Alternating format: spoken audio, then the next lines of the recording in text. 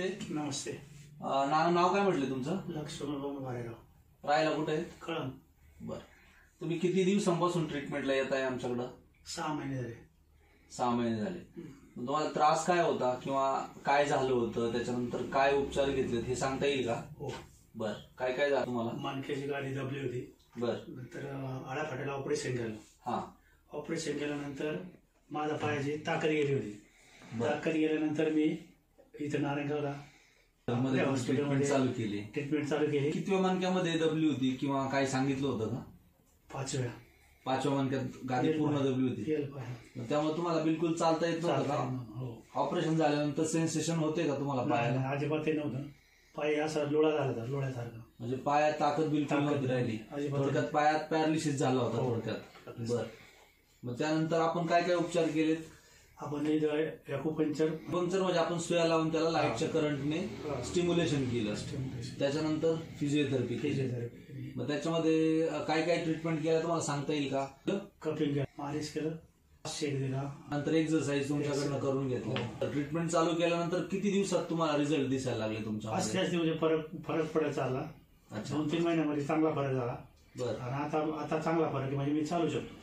मग तुम्ही सुरुवातीला चालता येतच नव्हतं का तुम्हाला? अजिबात पाय ताकद नव्हती. मी वॉकरवर चालू होतो. वॉकरवर भार घेऊन कोणाच तरी आधार घेतल्याशिवाय चालतात. बॅलन्स तुम्हाला करताच येत नव्हता. मग नंतर आपण काठी किती दिवसानंतर चालू केली तुम्ही वापरायला? एक महिन्यानंतर चालू केलं. एक महिन्यानंतर तुमचा वॉकर सुटला आणि तुमच्या पायात 1 महिन्याने ताकद आली. तुम्ही आता समाधानी आहेत का? हो, भरपूर. बरं. आता तुम्हाला आता ट्रीटमेंट काय चालू आहे आता सध्या? मग आता गोळ्या औषधं चालू आहेत. फक्त गोळ्या औषध चालू आहेत. आणि किती प्रकारच्या गोळ्या चालू आहेत तुम्हाला तरी? 4 ते 5 प्रकार. 4 ते 5 प्रकारच्या. तुम्हाला त्या गोळ्यांनी काही त्रास होतोय का? साईड इफेक्ट काही वाटतोय का? आता आपण जे तुम्हाला मेडिसिन दिलेत ना, जे औषध दिलेत ना, ते नसांचे टॉनिक आहेत फक्त. त्याचा आयुर्वेदिक आणि होमिओपॅथिक बेस आहे. उपचार तुम्हाला चालू आहेत. तुम्ही काय सांगू शकता आपण जे उपचार केले त्यांच्यावर, त्याच्याबद्दल? ऑपरेशन ज्यावेळेस केलं तेव्हा त्यांना पायाला पूर्ण ताकदच नव्हती. बर. त्यांना कोणाचा तरी आधार घेऊन चालवायला लागायचं. बर. इथं आल्यानंतर 1 महिन्यामध्ये त्यांना बऱ्यापैकी फरक पडला. ते वॉकरवरती काठीवरती चालायला लागले आणि आता ते स्वतःची कामं सगळी करतात. बरं. चालले व्यवस्थित. आता ते किती किलोमीटर चालू शकतात एका वेळेला? ते आता रोज 2 किलोमीटर चालतात. 2 किलोमीटर चालतात. हो. काठी सोडून चालायचा प्रयत्न केलाय का त्यांनी? हो, करतात. काठी सोडून पण चालतात, पण ते थोडं चालतात. बरं. मग तुम्ही ते आता व्यवसाय काय करतायत? ते हॉटेल व्यवसाय आमचा. हॉटेल व्यवसाय. म्हणजे स्वतः हॉटेलवर असतो? हो, ते स्वतः थांबतात दिवसभर हॉटेलवर. अच्छा. बरं, ठीक. तुम्ही या पेशंटला ऐकलं, ह्यांना मणक्याची गादी सरकल्यामुळे ऑपरेशन करायला लागलं होतं आणि गादी सरकल्यानंतर ऑपरेशन जरी केलं तरी त्यांच्या पायामध्ये ताकद बिलकुल सुद्धा राहिलेली नव्हती. तर त्यामध्ये त्यांच्या नसा दबल्या होत्या फार जास्त प्रमाणात.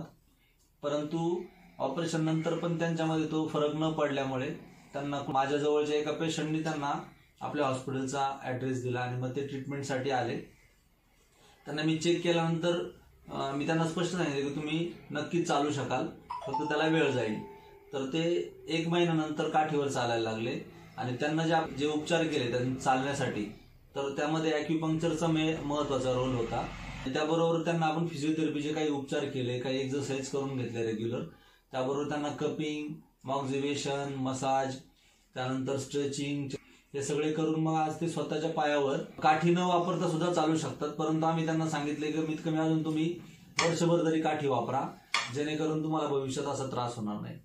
तर असे कोणी पेशंट जर असतील तर त्यांना माझं असं सांगणं आहे की तुम्हाला ऑपरेशन करण्याच्या अगोदर एकदा तरी अशा प्रकारच्या ट्रीटमेंट घेऊन पहा की जेणेकरून तुमचं ऑपरेशन टळेल. कारण बऱ्याच अशा पेशंटमध्ये आमचा अनुभव असा आहे की ऑपरेशन केल्यानंतरही पूर्णपणे त्रास कमी होत नाही.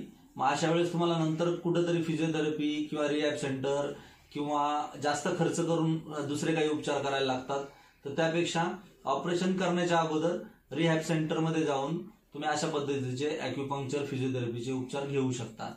जर आपल्या जवळपासच्या नारायणगाव किंवा जुन्नर तालुक्यामध्ये असं कोणी पेशंट असेल ज्यांना चालता येत नाही, ऑपरेशन करायचा सल्ला दिलाय किंवा ऑपरेशन केले तरी पण त्यांना व्यवस्थित अजून बरं वाटत नाही, अशा पेशंटने नक्कीच तुम्ही नारायणगावमध्ये आमचं स्वास्थ्य हॉस्पिटल नावाचं रिहॅब सेंटर आहे, त्या ठिकाणी नक्कीच एकदा येऊन भेट द्या. धन्यवाद.